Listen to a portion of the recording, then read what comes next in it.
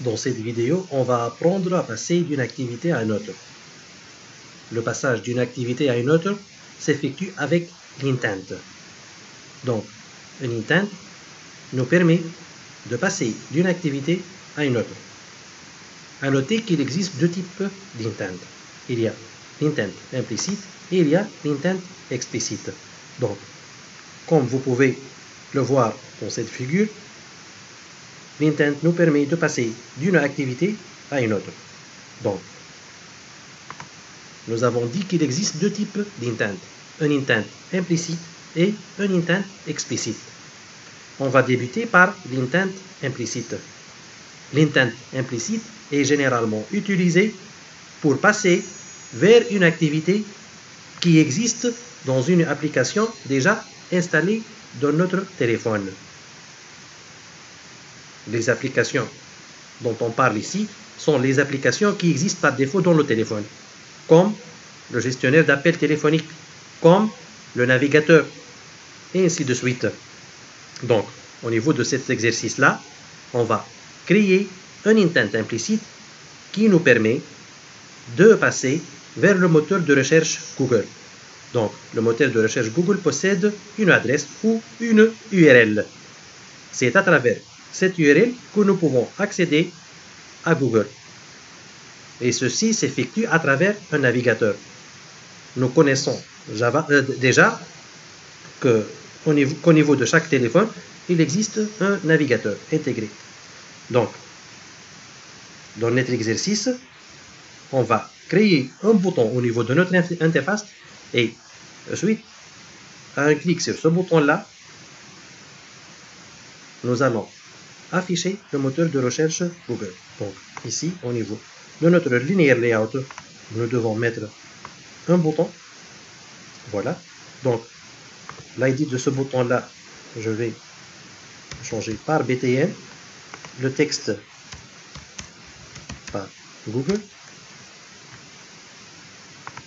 Donc, nous avons terminé l'interface graphique. On va passer maintenant à la partie comportement au niveau de notre classe Java. Donc, ici, nous devons créer un bouton, bouton B par exemple. Maintenant, au niveau de la méthode onCreate, il faut faire le findViewById. Donc, B est égal findViewById. Comme paramètre, je vais invoquer l'ID de mon bouton, c'est le bouton BTN.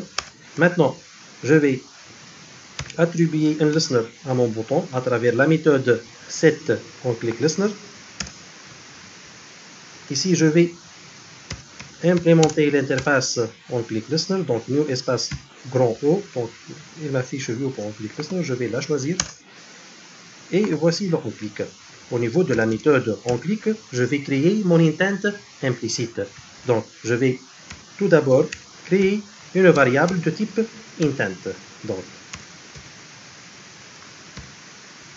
ici, il m'affiche intent dans l'auto-completion.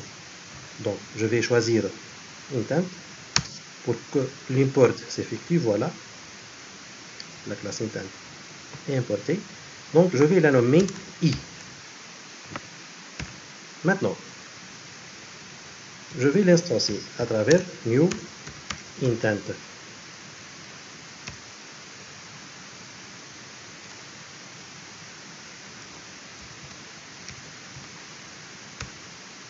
Donc,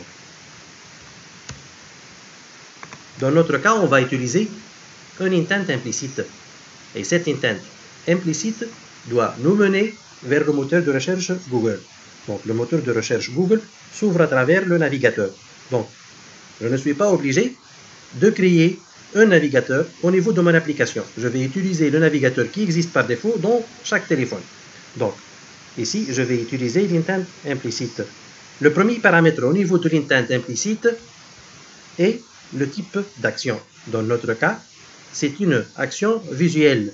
Donc, je vais invoquer la classe intent, point. Et ici, il va m'afficher toutes les constantes qui existent au niveau de la classe intent.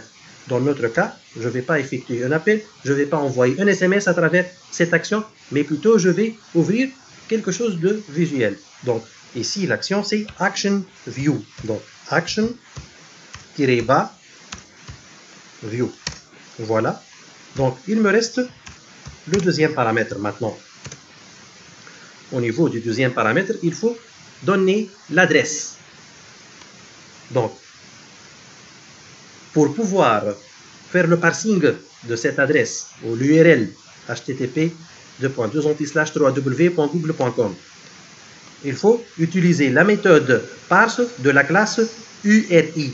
Donc, ici, pour pouvoir invoquer la méthode parse, je dois tout d'abord invoquer la classe URI.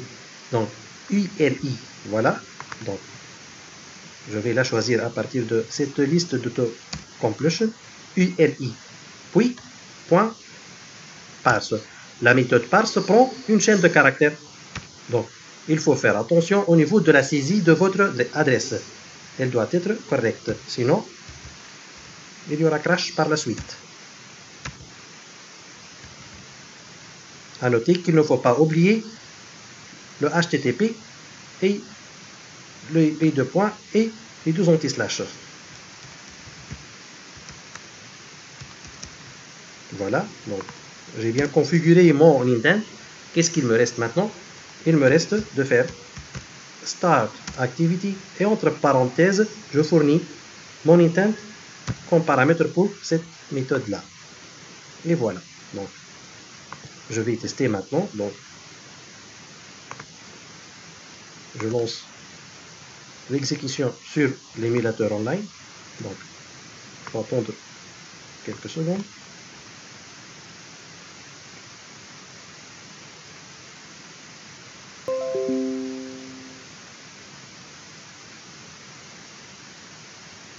Et voilà. Donc, j'ai mon activité qui contient le bouton Google.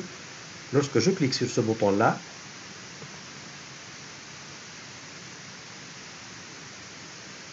il me demande de choisir un navigateur. Je vais choisir Chrome.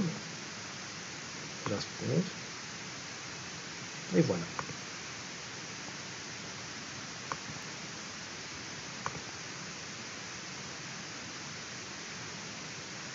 Il m'affiche la page d'accueil du moteur de recherche Google. Donc, si on répète l'action, je clique sur Google. Et voilà. Il affiche la page d'accueil de Google.